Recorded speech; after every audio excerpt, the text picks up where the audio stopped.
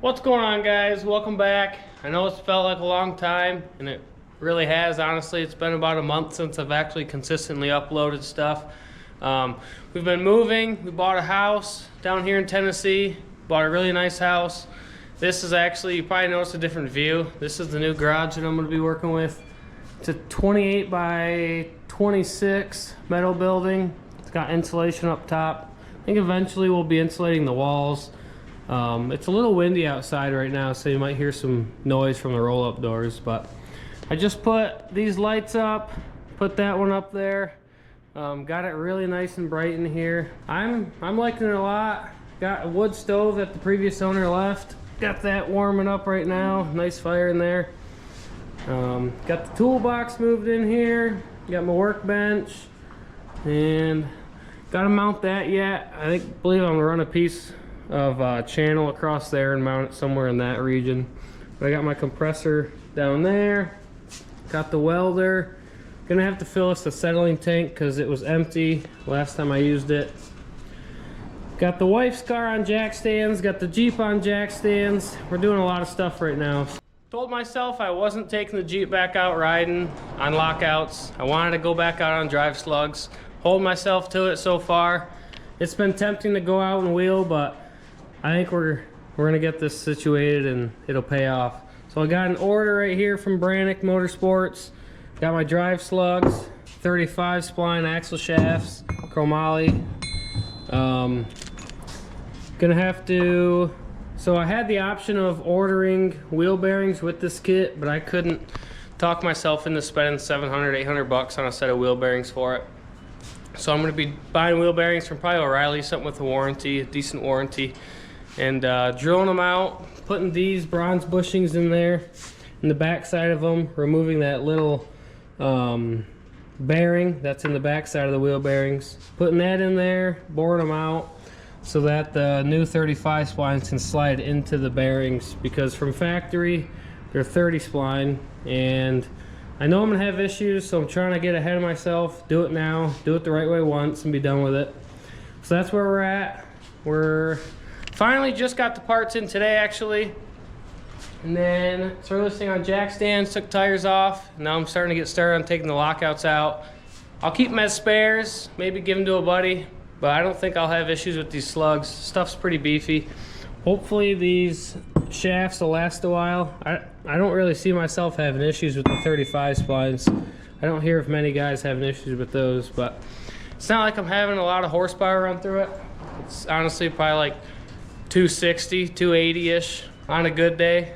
We're gonna get started tearing this thing down some more, and stay tuned, guys. Good stuff coming up. I'm super excited to be working in the new shop, new garage, new scenery.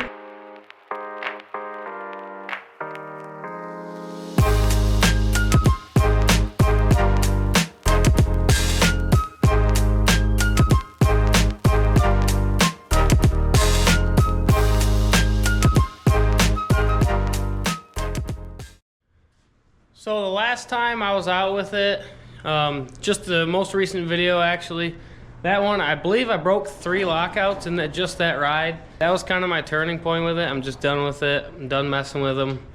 We're still super close to the park. We're gonna be able to drive down the street to the park. So close that driving in 4-wheel drive's not gonna be an issue. We'll just take it slow. Got the lockouts out now. I am gonna keep them for spares, like I said. I got them sitting over here. I'll probably put them together, throw them in this box maybe. I was thinking, throw them in this box, keep them as spares. That way, if a buddy breaks some, I got some. Anybody else? If I have issues and have to absolutely run them, I will. But the mile markers, probably don't run those, I would say.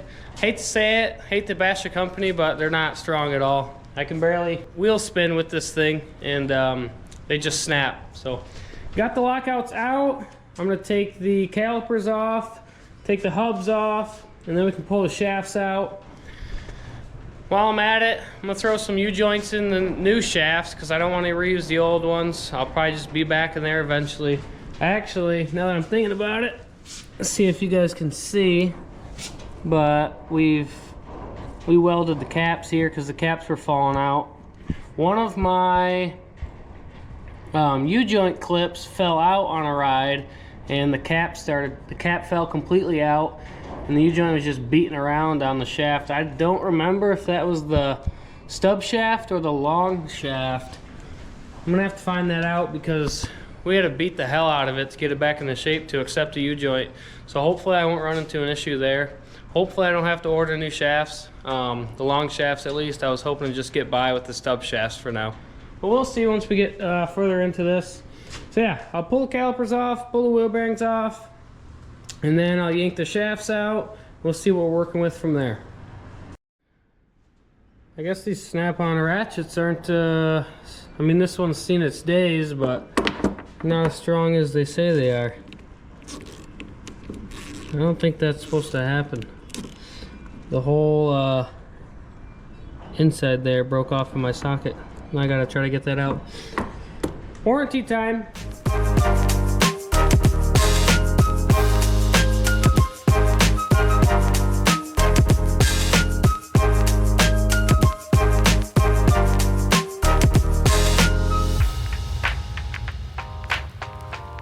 Apparently I need to go buy the big boy 1/2" impact.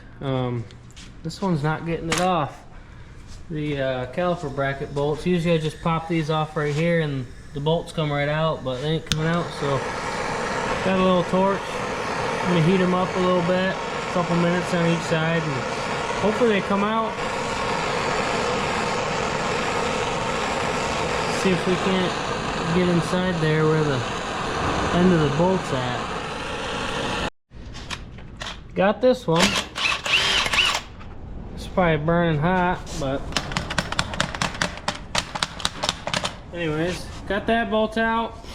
I'll start working on this one down here. Hopefully that one don't take much heat because they're both seized up pretty well.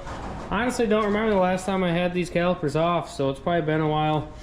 I know I looked at this side to see if I was due to throw a set of pads on it, but for what we do, I think I'm gonna leave them. They'll be all right. Alrighty, I won on this one as well. Got that out, got that out. I had to heat the hell out of this one to get that bolt out. Well, probably more so this part. But these pads are still going strong. I think I got another season on them, honestly. You don't have to do them too much when you're just wheeling off road. Next step, get these bearings off. I just ripped this whole thing off in one assembly to set it off to the side, and then I can start pulling the shafts out and see what we're working with. See if I can, I'll have to grind the welds down on the U-joint caps that I showed you guys earlier. Get them U-joint caps out, but that ain't no big deal. I grind them welds down, bang them U-joints out, slap the shafts in, and bore out some wheel bearings, and good to go. Alright, let's get these wheel bearings off. Well, wheel bearings, wheel spacers, and rotors. It's probably easier to do with the wheels straight, but they're coming. Actually, got a little C-clip on that one I gotta remove. The other side, for some reason, doesn't have that C-clip. Maybe that's why I've been going through lockouts. I'm not quite sure. Just to hold the shaft snug in there. Some have them, some don't. Not real sure what's going on. Gotta get these guys out of here. There we go. Yeah, just a little C-clip deal holding that shaft somewhat tight in there. It's not doing a whole lot, honestly. And then it's got some washers or spacers, whatever you want to call them. And it looks like there's one more big one in here, if I can get it out. Well, it'll probably just fall out when I take the whole assembly off. So we'll just do that. It's coming off a lot easier now. Pull that guy off. Dump that clip bar. It's actually plastic little spacer washer deal. Like I said, the other side doesn't have it for some reason, and I'm not too sure why. So this is all the stuff that was holding the shaft tight. I mean, obviously there's a groove in the shaft for that snap ring to sit on, but the other side doesn't have it. I was going through lockouts on both sides. I'm gonna turn this wheel straight in a minute. I was going through lockouts on both sides, so that doesn't really make any sense. But yeah, there's nothing in this side. I can feel the groove. Might need a persuasion bar.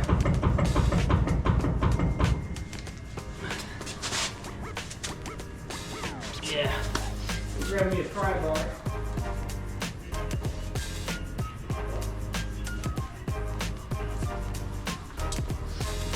See if we can't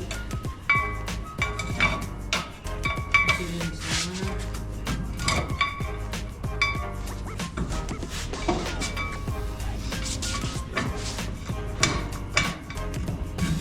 Might take more than this, I don't know.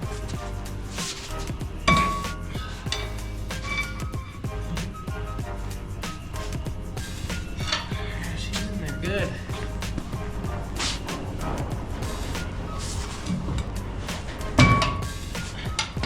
I think you just pop loose.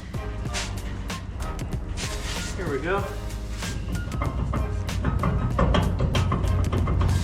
Get this guy off. Just like so. So when sorry about the noise. Anyways. I took these wheel bearing bolts out. Some of them come off with the studs, some come off with just the nuts. It ain't too big of a deal.